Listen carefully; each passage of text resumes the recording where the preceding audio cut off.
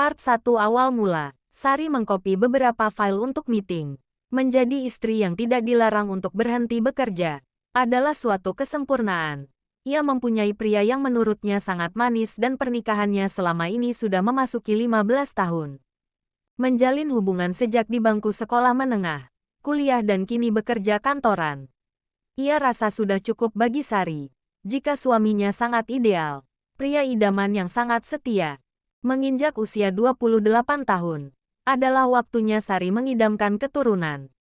Ia berjanji pada suaminya, setelah menjalani promil 1 tahun lalu, ia akan fokus dan resign dari kerja kantorannya. Rak berkas menumpuk di balik meja nomor 7. Sari menginput data perbankan sebagai karyawan bank. Hal itu tidaklah mudah bagi dirinya yang saat ini sudah menjadi manajer VIP. Sar, lo kok mau resign diem-diem aja? Pakai dadakan lagi. Lo Hamidun ya? Tanya Sina.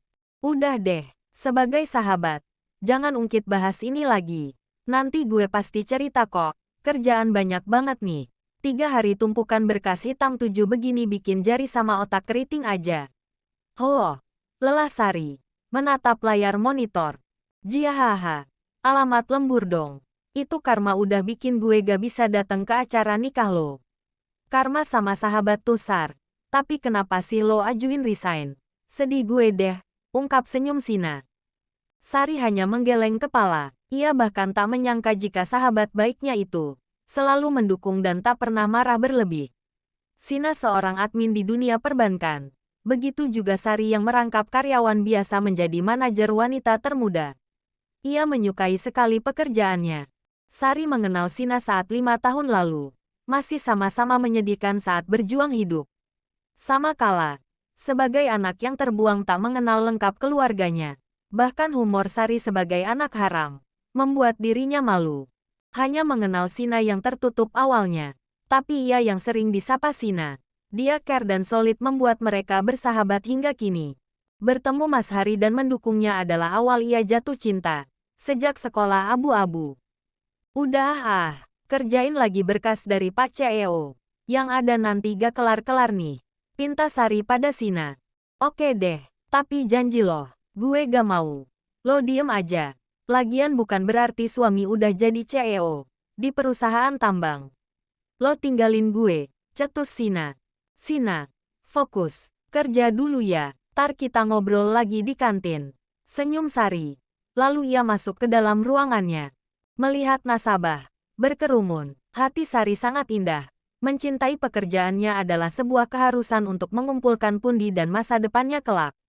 Terlebih ia sudah biasa membeli sesuatu dengan uangnya sendiri. Meski suaminya setiap bulan selalu kirim uang bulanan 3 digit untuknya. Asteris. Di rumah, di suatu malam, jamuan makan bersama di rumah keluarga kecilnya. Sari meletakkan tas hitam selempangnya ke sembarang tempat. Berbaring di kasur sebentar, lalu ia segera mencari ponsel. Tak satu pun Mas Hari suaminya mengabarinya. Ia menikah telah berjalan 15 tahun. Tapi bertemu dan bertatap hanya 1 atau 2 kali dalam 1 minggu. Hingga ia diizinkan masih bekerja hingga kini. Aku yakin, almarhum Pak Sandi akan bahagia. Aku pasti bisa membuat Mas Hari bahagia sama aku setelah promil berhasil. Aku akan menunggu. Bahkan tipikal pria seperti suamiku yang sibuk bekerja. Mana mungkin mempunyai kekasih lain. Benak Sari. Ia yakin suaminya tipe setia. Sari menuruni anak tangga. Lalu ia menatap meja makan malam telah tersaji dengan cepat. Biona asisten rumah kepercayaan menghampirinya. Nyah, tadi Tuan bilang. Kalau, sedikit gugup menatap. Sari diam terpaku. Meletakkan gelas bening air mineral dan tersenyum pada Biona. Baiklah Bi, tidak apa-apa. Saya sudah terbiasa. Biona makan dengan saya ya. Mau ya Bi? Saya tidak suka makan sendirian. Mau ya? Tapi Nyah. Saya. Sari memegang tangan Biona dan mendorong kursi. Meminta duduk dan makan bersama dengan ramah. Hal itu dilakukan tidak 1 kali. Sebelum Sari menikah pun ia sangatlah santun pada yang lebih tua saat bertamu. Nyah, seperti almarhum Tuan Sandi. Tapi berbeda dengan, silahkan dimakannya. Bismillah. Seperti apa Bi? Itu. Bi Inah kebingungan dan gugup. Ya sudah. Tidak penting kalau sulit bicara Bi. Kalau gitu kita makan dan satu lagi. Kalau kita berdua. Bibi panggil aku nama saja ya.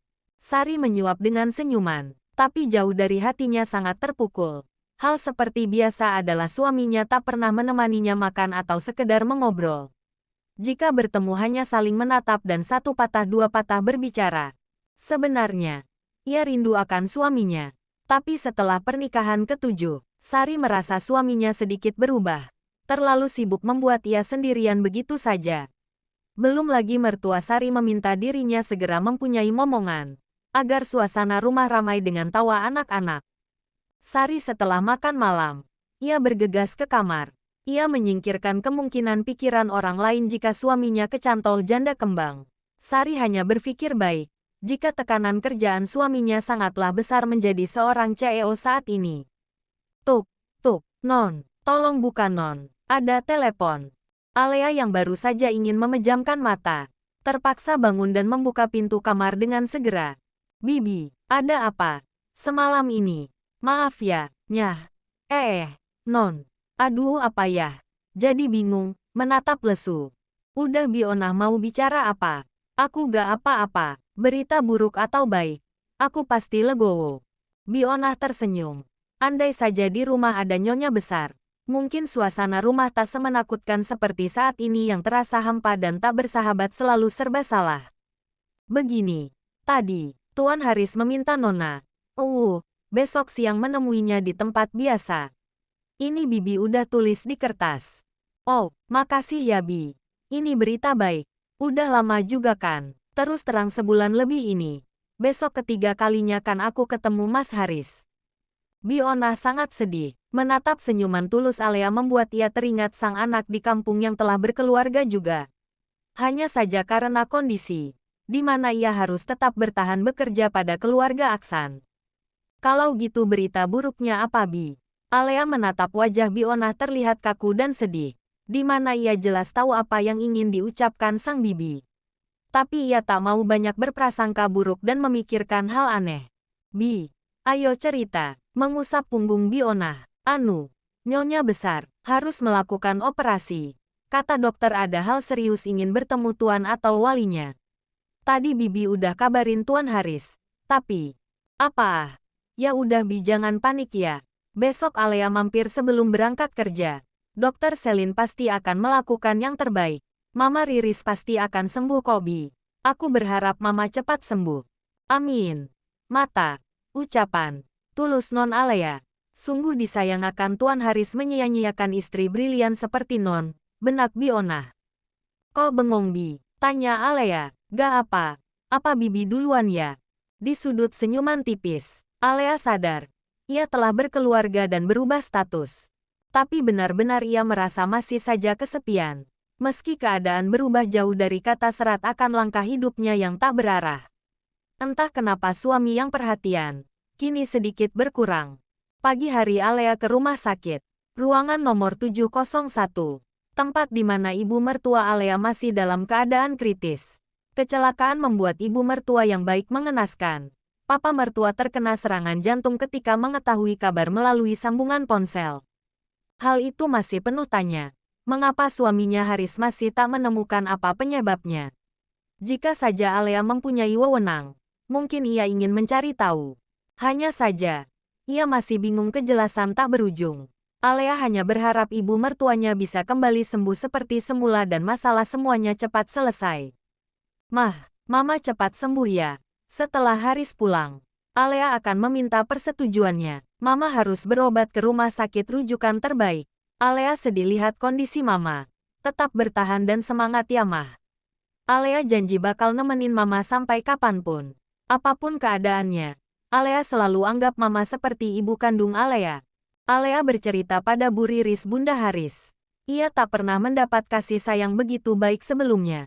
Dulu, ia berusaha mengejar jambret, yang notabene dikenal kala itu sering berhilir di tempat mencari korban di gang tak jauh ia pulang bekerja.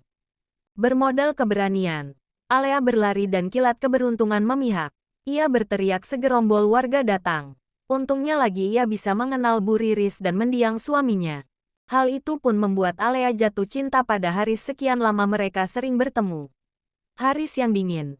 Ia bisa sepatah dua kata tersenyum dan bicara padanya semenjak di zaman sekolah dulu. Cie, hal begitu saja aku bisa hanyut dan berkata Haris tipe suami idaman dan setia. Meski aku sadar dia selalu sibuk dan gila kerja akhir-akhir ini. Tunggu, kenapa senyum kayak gitu kamu Al? Tanya Sinta. Alea terkejut kedatangan Sinta tak jauh. Ia duduk di samping meja kerjanya. Lalu kembali dengan gaya kepo ketika dirinya menggeleng. Lah, sekarang sedih kenapa sih Al? Cerita dong. Sin, kamu nih ya. Aku cuma lagi ingat masa awal pertemuan aku aja sama Mas Haris. Tapi, kok tapi? Kenapa Al? Serius Sinta, Mas Haris minta aku datang tadi pagi. Tapi pas aku datang, aku terlambat dia diemin aku dan gak natap aku langsung pergi ninggalin. Padahal aku mau izin buat mindahin mama, Sin. Aku harus apa Sinta? Apa sikanya karena tekanan kerja? Sinta menatap dan memeluk Alea yang tiba saja melo. Ia meminta Alea untuk tegar, untuk rileks. Ia tahu jika Alea menyayangi Bu Riris yang kini menjadi mama mertuanya. Karena Sinta pernah mengenal beberapa kali bertemu saat perjamuan akhir tahun. Hanya saja ia tak mengenal sosok Haris. Cewap. Ya, kamu gak boleh nangis lah Al. Aku tahu. Tapi kamu coba buat ketemu lagi nanti jam makan siang. Bertemu mas kamu. Bawain makanan dan... apa ya? Kartu ucapan maaf gitu. Ide kamu Sin. Good banget. Memuah. Lope deh. Makasih ya Sin. Sinta melirik senyum dan menutup mata. Kembali membuka mata dengan wajah sok dan sombong. Mirip wanita yang cerdas mempunyai ide brilian yang tak dimiliki sahabatnya itu. Jia, mulai deh. Udah dapat pencerahan kabur dia. Woi, Al, mau kemana jam kerja nih? Berdiri terkejut menatap punggung Alea yang berjalan semakin menjauh. Asteris. Di kantor Haris. Hani, kamu yakin gak mau aku temani? Ren, udah kamu kembali pulang. Nanti malam aku pulang sebentar. Aku bakal pulang ke rumah istriku tersayang ini kok. Jadi jangan cerewet ya, titah Haris. Oke, see you Hani. Memuah. Good luck. Semangat ya. Kecup Irene. Pasti. Hati Ren. Kabari aku kalau udah sampai rumah. Pinta Haris. Alea yang tiba di lantai ground. Ia memencet tombol lift dan menunggu tombol merah berubah hijau. Pertanda ia cepat segera masuk dan tak sabar ke ruangan di mana ia harus bertemu janji pada suaminya. Teliting. Suara pintu lift. Alea masuk. Membalikan tubuhnya dan menatap seseorang yang berjalan lurus melirik menatapnya dengan alis menyamping. Alea yang berdiri di tengah lift hanya bisa kembali menatap dengan senyum. Hingga pintu lift tertutup. Tapi wanita itu masih menatap seperti tak suka padanya. Kenapa wanita glamor itu menatap aku kayak tadi ya? Berpikir Lola Alea kala itu. Dengan sebuah rantang spesial, Alea menunggu di ruangan lantai 17. Ia meminta resepsionis membuka ruangan private yang biasa digunakan Haris jika ingin menemuinya. Silahkan duduk Bu, Pak Haris akan segera datang. Ia sedang bertemu klien. Tapi, terima kasih. Tidak apa-apa. Saya bisa menunggu kok. Balas Alea yang sudah tahu jawaban apa. Haris bergegas mengambil jasnya. Ia ingin sekali tiba di rumah menemui Irene. Tapi dengan pakaian yang tak fresh. Ia harus bergegas pulang ke rumahnya. Dan bertemu Alea. Entah kapan ia ingin berkata jujur. Tapi Haris sengaja menunggu waktu yang tepat untuk mengatakan jika ia telah mempunyai anak dari wanita lain.